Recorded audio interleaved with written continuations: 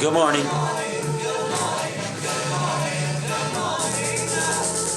Listen. To save his life, call his wife in. Just listening to a little Beatles. Let's get back into Life. Were These the Good Old Days? Adapted from a book by Jack Larkin with other authors. Keep it. All right. Just checked my time. Okay. All right. We left off when the work's all done. Outdoor fun. Young people spend much of their free time outdoors. They climb trees and swim in rivers. Men and boys often enjoy hunting and fishing. It's not really that different than it is now. Well, in the summer in Michigan here. Many families own horses, and horse racing is a popular sport. Country fairs feature contests between horses of local fame. Virginia, Maryland, and New York's Long Island are thoroughbred racing territory. Most women have too many farm and household chores to have much leisure time. Yikes. Privileged girls, however, often learn to sing, play a musical instrument, and paint. In many frontier farming communities, work becomes fun when a group gets together to help out with the major chores. This might include barn raisings, corn husking, and plowing bees. Quilting parties are anticipated occasions for farm women and girls. The frolic. That sounds cool. The best part of the day is the frolic. Isn't it always? Come on. Whatever frolic means. Which follows the work.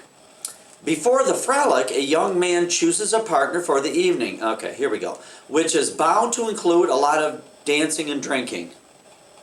Frolics are important social functions for young men and women who do not have many opportunities to meet. Leisure time for slaves is often limited to Saturday nights. Dancing is popular with music from a fiddle or banjo. Slave dances are derived from African dances and often imitate animals. Other dances make fun of the planters and their heirs. We're going to get more into the slavery. It's kind of interesting. That's the first time slaves or people of color, I think, were mentioned at all in this article. But we'll get more into that. Slavery units coming up. Young slaves also hold contests among themselves to see who is the best in areas such as swimming, running, jumping, and lifting. Both slaves and free men enjoy gambling, and they bet on cards, dice, horse races, and cockfights, which are especially popular in the South. So I think they still are. Cockfighting is illegal. That's like, you ever seen the Seinfeld episode, Little Jerry Seinfeld, the cockfight? Yeah, it's like roosters pecking at each other, usually till one dies. It is illegal in the United States, but illegal cockfighting is all over the place. Sometimes 20 roosters are pitted against each other until only one is left alive. Now that's entertainment right there. Seeing chickens peck each other to death. I mean, nothing. I don't think anything tops that. I mean, come on, Super Bowl, nah, cockfighting. I'm kidding. Bull baiting is also a popular spectator sport. Yeah, this is exciting. This involves tying a bull to a tree, setting an angry dog in front of it, and then watching the bloody results. New Yorkers have even built a special arena for viewing bull baiting contests, making it perhaps the first major league sport in America. Yeah, now that's exciting. All right, a peek inside the cookie jar. Looks like it's on food. The school day is finally over and you're hungry. You head for the store across the road to pick up a snack for the long walk home. But what will you have? Potato chips? Sorry, they haven't been invented yet. You'll have to wait about 60 years, like 1860s. Ice cream maybe? That's not for kids. It's a fancy dessert served at the White House for important banquets. The only place you can order a dish is at one of those new cafes in New York City. These are elegant places, but the ice cream only comes in one flavor, lemon. Well, what about a candy bar? If you mean chocolate, no luck. People don't eat chocolate, they drink it, and you might want to think twice before you ask for a cup. Hot chocolate, 1800 style, is greasy, bitter, and gritty. In fact, it's a lot like espresso coffee, and it's just as likely to keep you awake. You'll have to stick around until 1828 to get a decent cup of cocoa. That's when a Dutchman will discover how to make a powdered chocolate that mixes easily with other ingredients. And it'll be another 20 years before the chocolate bar is born. Okay, how about an apple? Here we go, fruit. Good idea. You're almost sure to pass a tree on your way home, and there's nothing better than a fresh picked, sun-ripened fruit. Jeez.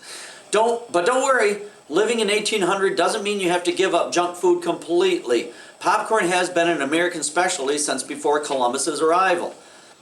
And German settlers have already introduced pretzel making to Pennsylvania and New York. Checking my time. Okay. While bubblegum is a century away, 100 years, there's plenty of chewing gum and it's all free. The trunks of spruce trees, pine trees, are dotted with lumps of clear, gummy resin that has a refreshing taste. Beeswax is also good to chew on. You break off a corner of the honeycomb after it's been gathered from the bees, or you can peel the bark from sassafras twigs and suck on the spicy green wood. Sassafras root beer. Tastes like root beer. Homemade treats. In shops you can buy sugar plums, small fruits, nuts, and berries that have been coated with a crunchy layer of sugar. But most families make candy at home. Up north, when the maple sap starts to run in the spring, people like to pour a little of the just boiled sap on a patch of clean snow. The hot syrup soon hardens into golden brown shapes and makes a tasty snack. Molasses taffy is fun to make in the winter, especially at a party. Every bit of the warm taffy has to be stretched and pulled, sometimes clear across the kitchen, to make it chewy. The more people to help, the better. That's a taffy pulling like party. No trip to 1800 is complete without a stop to the bake shop. You'll find familiar treats like soft sugar cookies, crisp macaroons, and these brown puffy squares. Don't you recognize them? Those are donuts. No one here has ever heard of a donut with a hole in it, though. The cakes in most bake shops aren't as fancy as the ones modern-day kids are used to. Icing isn't common, and layer cakes don't exist. On your birthday, you may have to settle for a bowl of syllabub, which is a kind of flavored whipped cream. Syllabub. Let's all go out for some syllabub. We got about 2 or 3 minutes here. But you won't be disappointed in the gingerbread men. Believe it or not, they're often decorated with a thin coating of real gold. Crime and punishment. I have more of this than I thought I had. This is pretty entertaining. I got about 3 minutes. I think I'll see what I can do on this one. Charles Dickinson stood before 3 boys accused of stealing a bearskin from his stable in New York City. He demanded a confession. Yes, they admitted they had taken it. Dickinson gave the boys a good tongue lashing and forced them to return his property.